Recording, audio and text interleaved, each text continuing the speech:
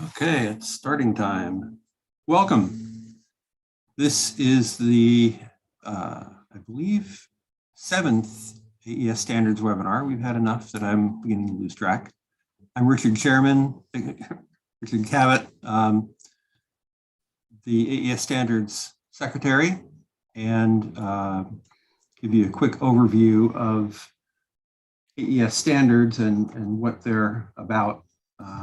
The AES Standards is the meeting place for audio professionals to work out the things related to design and manufacture and use of audio products to help ensure that everybody's on the same page and that things work the way they're expected to work.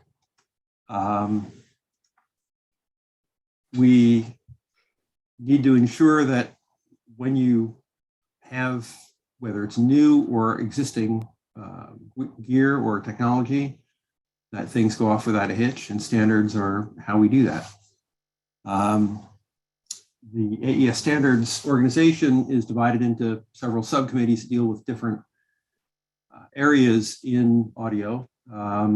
We have a subcommittee on digital audio, one on preservation and restoration of audio recording, one on acoustics, and one on interconnections.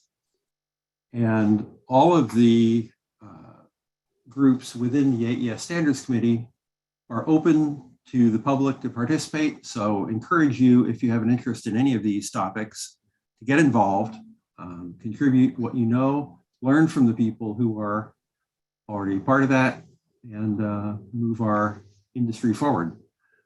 Today we have the pleasure and privilege of hearing a presentation on forensic audio from Marissa Derry, who's an audio video forensic analyst in the Boston area, specializing in audio enhancement, audio authentication, and voice identification. She's originally from Ottawa, Ontario, Canada, and has been in the audio industry for 36 years as a mastering engineer, audio restoration engineer, and forensic consultant. She's a member of CERT in Massachusetts, which is the Citizens Emergency Response Team, as well as the MRC, where she assists law enforcement as a volunteer.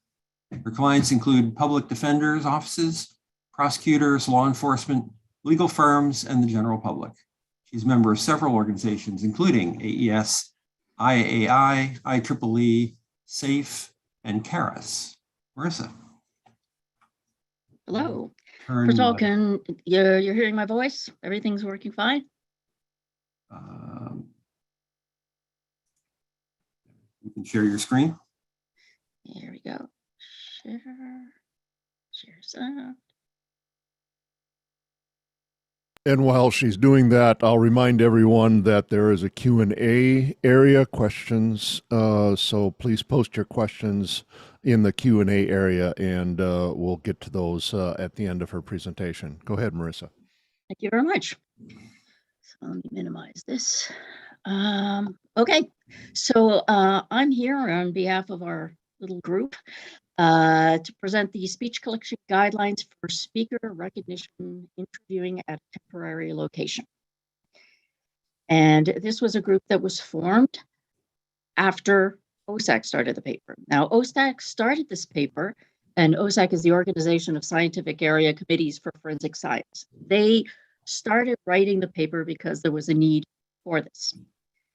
But their title was different. Their title was Speech Collection Guideline for Speaker Recognition Audio Collection at a Temporary Location. And as we were going along, as Gordon Reed probably pointed out, it was looking more like an interviewing, which is why the name is changed. Now, at the way beginning, I'm going to do a bit of reading, but then I'm going to go more into explanations of things. Because some people don't know about OSAC. So OSAC is an organization that tries to create standards. These standards define minimum requirements, best practices, standard protocols, and other guidance to help ensure that the results of forensic analysis are reliable and reproducible. This is an important part. OSAC was created in 2014 to address a lack of discipline-specific forensic science standards. OSAC fills this gap by drafting proposed standards and sending them to standards developing organizations which further develop and publish. And that's where we come in at AES. So I'm going to just read you the abstract, and then I'm just going to explain all our reasoning when we went and drafted this paper. So this document specifies recommended practices for recording audio in forensic speaker recognition analysis, focusing on doing so at a temporary, non-laboratory location by possibly a non-professional in the forensic science. It includes recommendations for the physical presentation of the location, selection of appropriate recording hardware and audio formats, and possible methods for interviewers to elicit the desired type and amount of speech from subjects. It does not cover the methods used to analyze the resulting recordings and does not deal with details related to the handling, transmission, storage, or preservation of the collected data, but will include a checklist to aid in the process. And the checklist we decided to create because to make it plain and simple, it had to really be the basic minimum. And the way it was presented to us was this wasn't really aimed at forensic examiners. It was aimed at people that might be, let's say, in a military zone or COVID operation, or in basically a non-lab environment. So it could be a room.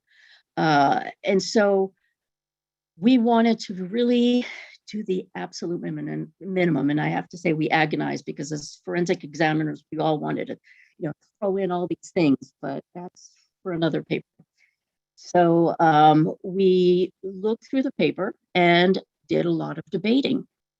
Now, before I continue, I know that there are some people in this audience who are either audio professionals or not, who are not quite sure what goes into voice comparison. So I'm going to do just a little segment where I explain what is voice comparison, what are we looking for, because basically the paper has to be geared to giving the audio examiner what they need to do their job. So even though it's the absolute minimum, they have to give them what they need to be able to do the voice comparison. And you have to know what they're looking for. So in voice comparison, what we do is we're comparing a known voice with an unknown voice. And for the known voice, what we're doing is we're collecting audio and creating an exemplar. And we're saying, I'm going to compare, this voice that I don't know whether it's from a voicemail or if it's from a war zone, and I'm going to compare it to a known voice. Now, the key to voice comparison is you need to have a good quality recording, and it has to be long, or at least long enough. You need to have a good amount of vowels. So a lot of ahs, is, oh, you can't have, and I've had this happen to me where someone gave me a recording of a voicemail and you just hear the person go, yeah. And I have a lot of examples of yeah, but that was it. And so you really cannot do that much with it because a lot of times, you're dealing with software that use statistical methods. So, and lastly, it's important to have a normal speaking voice. And I will go a little bit more into that when I talk about the different kinds of voice sounds. But generally, normal speaking voice is what you're looking for. So I'm briefly going to touch what we call speech comparison. And there are primarily four things that we do. We do critical listening, pitch, what is the pitch of the voice, the vocal formants, the a, and the auditory analysis. So I'm going to briefly go through all this. So what do you do when the audio forensics experts get tape? Well, first of all, they take notes. They listen to the conversation of the voice. They're looking at the signal analysis. Is it a lot of noise? Is it reverb? And I will be showing you an example. They will sometimes you'll find that you'll listen to a tape and there's something that doesn't sound quite right. And that might be a point where you might also tell the client or the government that you might want to look into an authenticity test. It sounds a bit odd. 1 minute the person's talking normally, and next they're hysterical, and quite, it doesn't really make sense. Non sequitur conversation. So lastly, you have to determine if the length and clarity and the content is enough for a test, and that in itself is important. Mainly because you need enough information to do a proper statistical analysis. So pitch. What is pitch? Pitch is the overall pitch of a person's voice. When you listen to me talking right now, I'm talking at a particular type of pitch. It's like, that's the pitch. You have some people who talk like that, and there might be that annoying neighbor that you hear that, the voice grates me. Why? It's a pitch of the voice grates me. And we have a Spectrum machine that will actually do an analysis of the overall pitch of a voice. And here I put a bit in red just to give you an idea. This is a person who is very melodic in their speech. You can see how they're moving their voice, and they're going up and down in the way they speak. You see that a lot in Spanish. Actually, you see a lot of movement in Spanish. It's a very melodic language. But the thing about pitch you have to be careful is voice disguise. And that's another reason why you need a lot of dialogue. They say that it takes about 10 minutes for someone to start feeling comfortable. And if they're doing voice disguise, they sort of lose and they start making mistakes after 10 minutes. So that's another reason why you should get a longer recording. Vocal formants. Now this is the interesting one. These are vocal formants. And I like to often do an analogy for what are vocal formants. And what I like to say is, imagine your throat and your vocal cords is the lines are in a pipe. So you have horizontal lines, horizontal lines in a pipe, and you put cement in there, and you let it dry, and then you take it out, and then you got cement, and then you got the lines. That would be you going, let's say. That it's very similar to a thumbprint, which is why they call it a voice print. And what it is they're formants. And so this is a person speaking, and this is what it looks like when you do a test. And you'll have the fundamental frequency, which is the yellow line. And then you'll look at the spaces between fundamental and the second fundamental. It calculates it. So this person says, let's say, and it looks like this one, but another person could say, and it looks like this one, and the spaces between are different.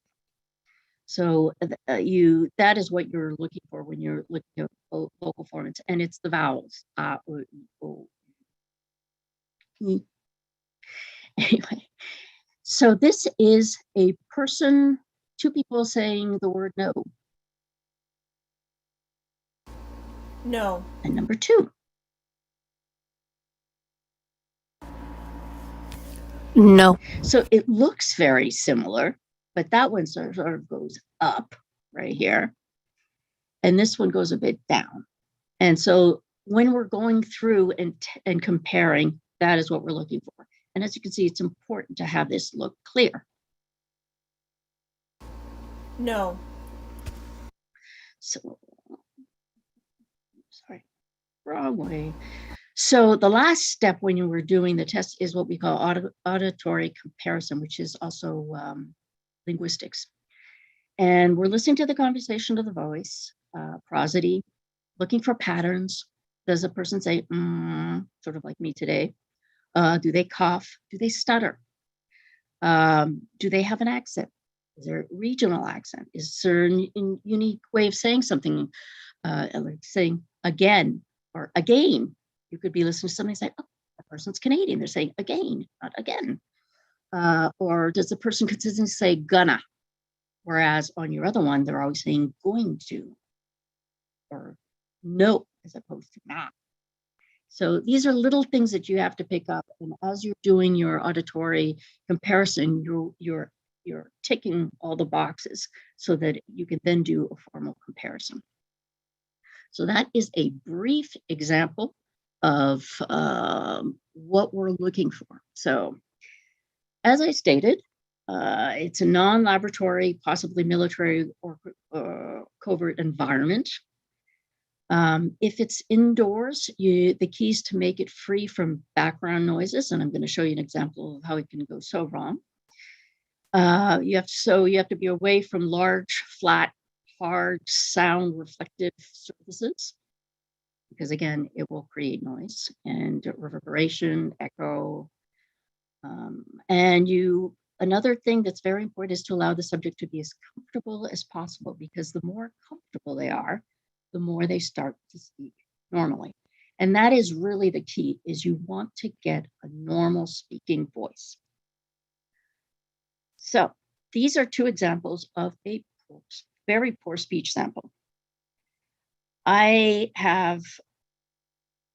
This is a clear version, and this, as you can tell, is a version with a lot of traffic in the background.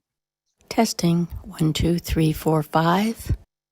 And then this is your Testing 1, 2, 3, 4, 5. Testing. Yeah. So as you can see, you can't see them here, but here is just a disaster. It's just headaches. You have to then clarify it.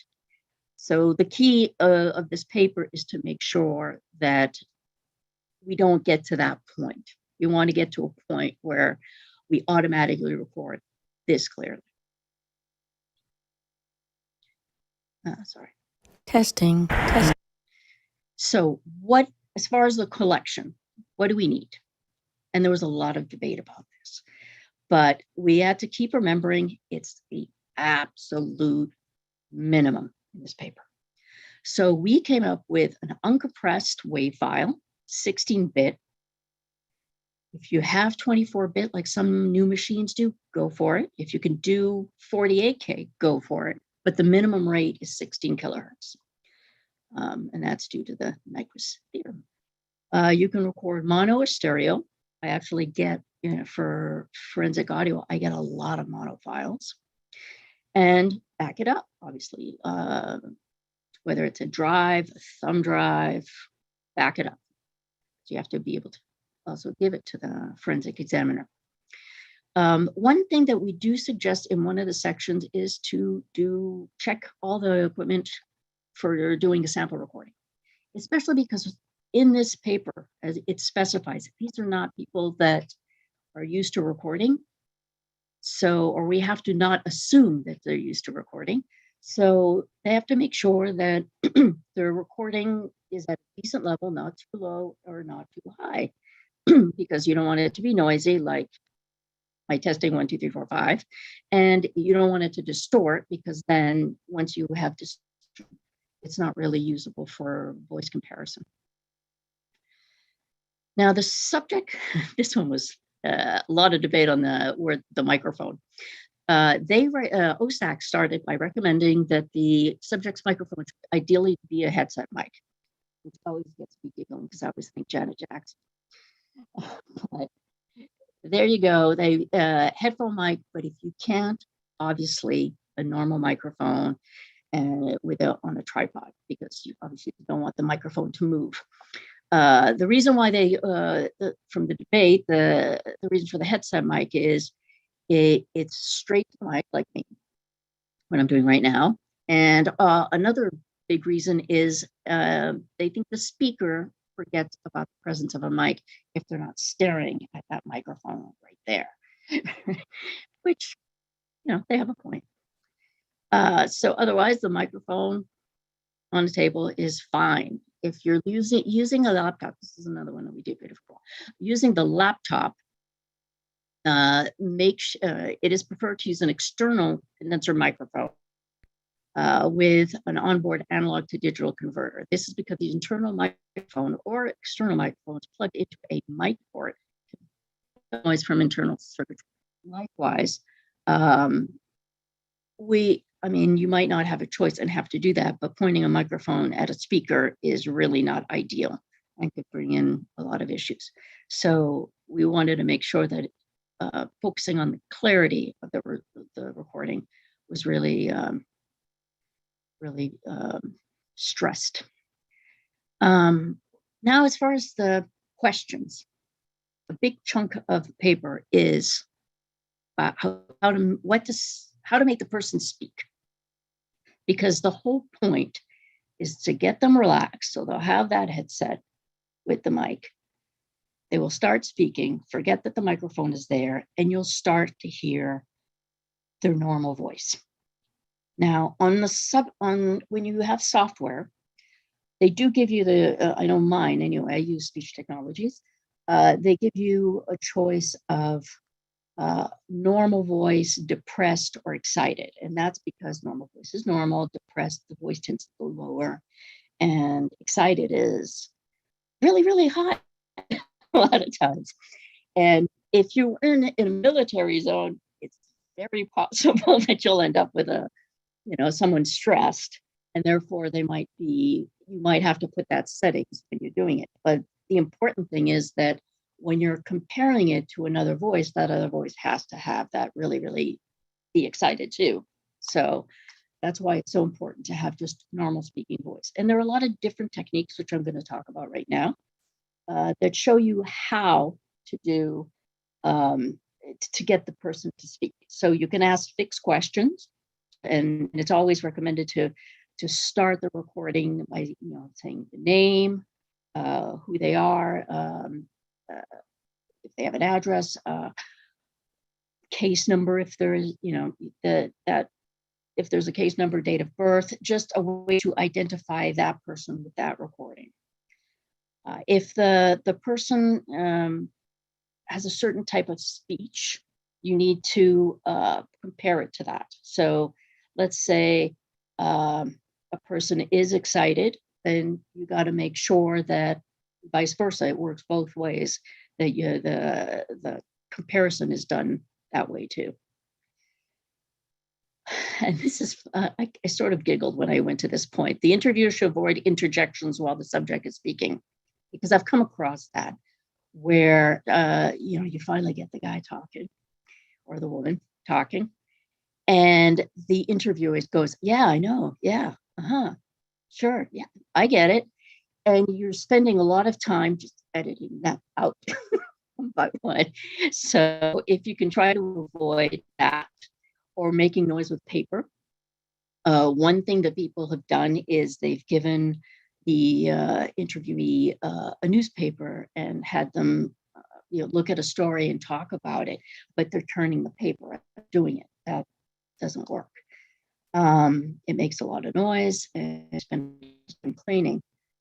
The subject portion of the recording should contain a minimum of 2 minutes of speech, and preferably up to 5.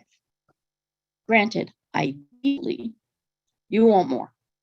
But again, this paper is about the absolute minimum. So we're saying 2 minutes. One would hope that in those 2 minutes, you have enough enough vowels to do to be able to do the analysis. One thing that I should stress is you have to keep in mind that whoever's doing the analysis has to fully understand the language that they're doing the analysis on. So this, I think personally, and I think a lot of people in the group think so too, is the most important thing in the paper, I think, is to engage the speaker by discussing a subject of interest. It's important to have them be emotionally attached to that subject, because what happens is when they're emotionally attached to a subject, they speak more. If you have a soccer buff and they start talking about soccer, or a hockey buff talking about hockey, they start really talking normally with their normal voice. Granted, they could start getting excited, so you may have to be careful, but they do talk normally. Open-ended questions is, you don't want to ask a question and all they say is yes, no. You really want to get them speaking. And that's why doing something where they're emotionally attached is helpful.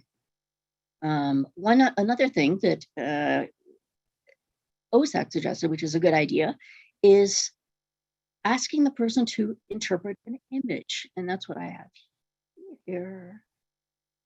Speaking soccer, or in this case, it's a cartoon. So the soccer, you could have the person say, what do you see here? And then you start recording. It says, well, I see a person who looks like he's running for his life with a rugby ball. And next to him looks like that guy's going to kill him. Now, those are important words, kill. I see people you have a jersey, white jersey against black jerseys. There's no audience. They start talking. Likewise, in the cartoon, well, I see a young boy. He's on a bicycle, looking rather bored, just looking at the landscape. The young boy has a flat tire. This is all the young boy's gear. Young boy is opening the bag, getting all his tools to fix his flat tire. And then you just go step by step, pumping the tire. So that's an example. And there are several photos in our paper that you can pick. And depending on which one you pick, you would write it in our cheat sheet, which I will mention later, of which of those photos did you pick to have them speak. Now here, I decided to put one of our Annex A informative, because it had a lot of good ideas for stimulating discussion, because really, as I pointed out, you really just want them to talk. So one would be, my name is, I was born in, you can put the town, city, whatever, I currently live in. My current job occupation is, I'm married, single, my height, weight, eye color, doubtful, I'll say weight, you might want to. And then you can also write your own, whatever you feel comfortable, have a set thing. Again, we're thinking about a person who doesn't do this often, so they might be stumped when it comes to asking questions. Sorry. Then we go to our checklist. Now, our checklist was, we had decided that, the paper might be too long for them to go through and do this, especially for, let's say, someone in a covert operation, a war zone, or a weird room. They might not know what to do. So we thought, okay, let's do a checklist. So we created a checklist and did it in 2 pages, but in fact, it's 1 page, quickie checklist.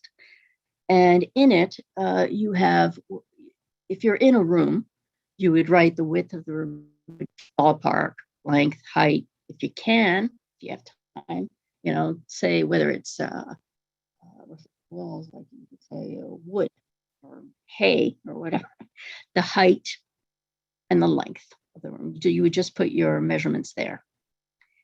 And this is our checklist. So what we would ideally like to have a lot more information on the recording device, but again, minimum. So we put a recording device, if you put the make, ideally, if you could put the serial number, that would be great, but you might not have a chance. You might just have 5-10 minutes with that guy. What microphones you used, if it was external, how far was it from the person? And if so, how far? You could say, put across if you're here and the mic was at this angle here, something like that. Sorry. The physical state and the health. Were they dehydrated? Were they sleep deprived? The state of teeth. If someone is missing teeth, they might stutter. They might, with missing teeth, they might have sibilance, a lot of sibilance, or something, because they talk like that, and that's something different, that's unique, and that would end up in your auditory comparison. You would tag it as, this person definitely has missing teeth, and the forensic audio and listening would say, that sounds a bit odd, and they would look and say, yeah, that's right, he has missing teeth. And you might compare it to someone who has, a very clear speech where no sign of missing teeth. Something that small could, help eliminate someone. A stutter is someone chemically induced, whether it's alcohol or drugs. Emotional state, as I stated in our equipment, I know the one I use, it's, emotional state is regular, depressed, or excited. So you should state that emotional state. Likewise, if it's a military zone, are they under severe stress? Are they, it sort of goes hand in hand with sleep deprived. Are they terrified?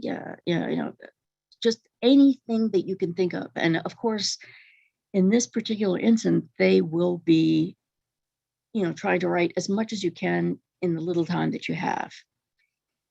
And we asked that they write the general images that were used to encourage the speech, which is what I was showing here.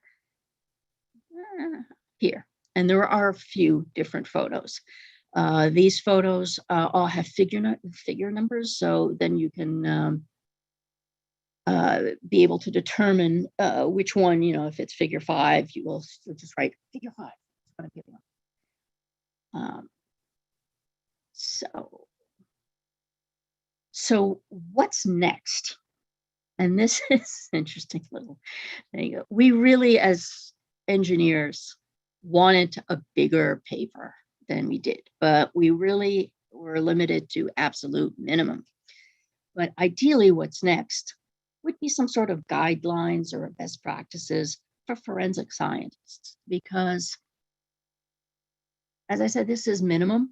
It would be nice to have some sort of standard for forensic analysts when they're doing these collections at non-lab environments. And then maybe this was for non-lab environments, maybe collections for lab environments, because there's a lot of question right now with voice comparison. There are a lot of debates going on about the validity of voice comparison. And I think it's because there are not as many standards as we would like to see. And I think there's a lot of misconceptions about voice compare, and I'm sure certain television shows have not helped the cause, but it is a valid science based on data sets, based on training, based on statistics.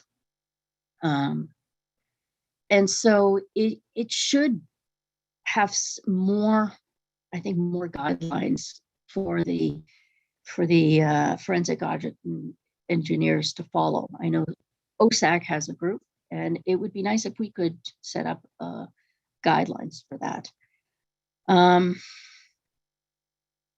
And maybe that can happen.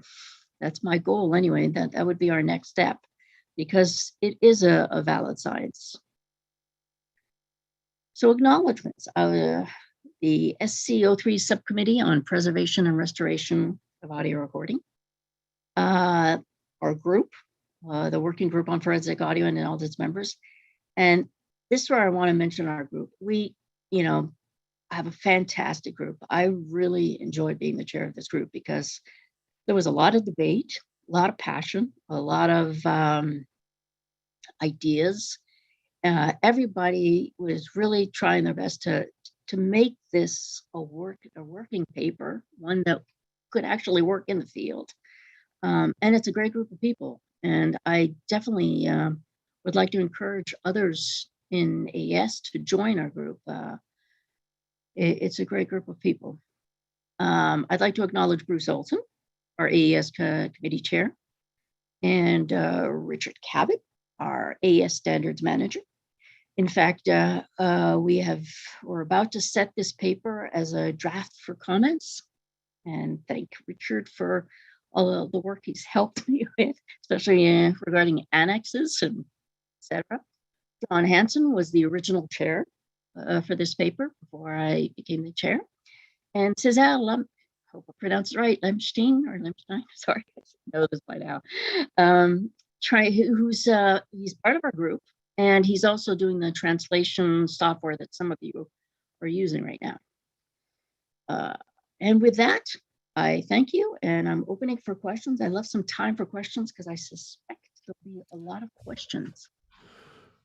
So in the Q&A, first one is Jelani asks, I'm a member of the Atlanta chapter AES. How can a person get involved in forensic audio? My background is law enforcement, and I am also an audio engineer. Okay, I would say first join our group and join the forensic audit group, the main one. Be part of the working groups that discuss the papers that are being presented or asked to begin. Read a lot. Read a lot.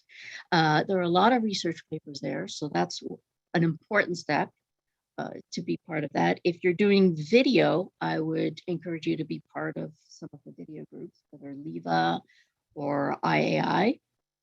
For audio, our group is fantastic. I would be part of the audio. There are a lot of great people also, and in those groups, excuse me, you get to meet those people, and you get a lot of insight from all the different members in the group. Everybody does things differently, and it's good to have that perspective. Another thing is, between being part of the organizations, a lot of these organizations, and AES included, offer workshops. At the AES conference, we often have several workshops. We also at AES, every couple of years, 2-3 years, we'll have audio forensic conference. I would invite you to go to the conference, meet the people, go to the presentations, and absorb everything that you can, because that's what it takes, is just absorb information. And you're going to have to read a lot because a lot is changing quickly. That's the one thing I tell everybody: be prepared to really get a lot of information, because that's where the industry is going. It's just moving very fast. So I hope I answered that. Christina asks, is the fundamental frequency the same as the overall frequency or the pitch? Fundamental frequency is often the pitch of the voice. Although, as you're talking, it does move around a bit. But yes, the fundamental frequency is very, but I would recommend doing the Substrom test, which is what I, where are you? Just here. Oops. There you go. The Substrom test would give you a better idea of the pitch. And when you're doing a Substrom test, it will do the overall test, and it will also highlight it and give you an idea. So you can tell that this person, its overall frequency is around 150. And that moves right into our next question. Gerard asks, what software do you usually use? What is the software that you've been showing us in these slides? Oh, I'm showing you speech technology software from, which is the SIS3, which ICAR Lab is what they call it. From, if you go to speechtechnology-usa.com, you can find it there. I use it because it's very good software. It's Russian, and I know that I'm not sure they use it here in law enforcement because there are issues with their rules regarding that. But I like it a lot. Statistically, they do a lot of. They've done a lot of competitions and won a lot of iVector tests. In fact, one year they got all 3 spots, top 1, 2, and 3. They've done a competition, a NIST competition, where they were in the top 3. So they consistently do well. This example I'm showing is, I was trying to show, I was doing a presentation on deepfakes and showing the Jordan Peele voice against Obama. And I was doing the pitch, which which is why you see Jordan. But yeah, speech technology. There's also for American software. There are a lot of different ones, but another one I can recommend is DC Forensics Live by Diamond Cut. They do a pitch software for voice comparison too, which is quite good. And that's American, so you won't have issues if you're part of law enforcement. Couple related questions. Ven asked, do you use commercially available software such as Isotope RX, something like that? Yes. The thing is that they're introducing more and more AI. So I am investigating what exactly that is. And I have talked to them about how that could hurt us in court, because when you're doing a recording, a voice comparison, you know that chances are it will end up in court. And so there are a couple of things to keep in mind. One, the opposing counsel has to be able to replicate it. And two, you have to defend it, and you have to be able to show everything that you did. And the thing about AI, I do use Isotope, but they're introducing more and more AI in it. And I've talked to several people, and I'm assured that with AI, it doesn't add things, but I still I'm investigating if that's, because I don't want the court to think that, oh, it's AI, it's been manipulated. So it's tricky. Isotope does not do voice comparison, but it does do the spectrograms, and I do use that for to enhance, because when you get things like that one that I showed you that was really dirty, you have to clean it up, or else the machine is looking for your performance. And Isotope is really good at that. I use a lot of different software to clean, not just Isotope. Yeah, and related to that, Gerard asked, does noise reduction software affect the audio samples? It does not if you do it properly, and make sure that you log absolutely everything that you do. You have to log everything that you do. Well, that's also the reason for the backups, is that if you need to be able to reproduce it, you need to allow opposing counsel to do that, and you can always go back and say, all right, so let's start over, and let's make sure that we don't have any separation between these two samples. Exactly. A lot of times, it's good to take snapshots of all the processing that you're doing, which a lot of people use Snagit for that. So that's a good habit to have, like what I did here. If I do capture the parameters that you chose. Exactly, because you do not want them to say we could not replicate it, because then they'll toss it out and you will have a very angry client with a voodoo doll. Just saying. Cesar asks, is the speech technology software validated? Yes, definitely. As I mentioned, they have done a lot of competitions and it has been validated. They've won iVector competitions. They've done a NIS competition. They seem to win a lot. So it's not cheap, but you pay for having really good software. So, and I definitely recommend speech technology software for voice comparison. And again, it's the ICAR Lab, AKAR Lab. So, okay, and we have a question from our past president, Jonathan. When called to testify, are you worried that your work is invalidated if it is insinuated that you could alter the samples even if you haven't? One more time? Yeah, that's a complicated question. That's Jonathan for you.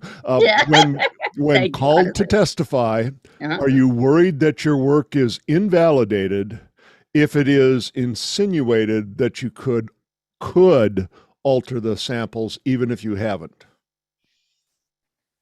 I don't worry about that, because when you're in court, the key is to stay in your lane.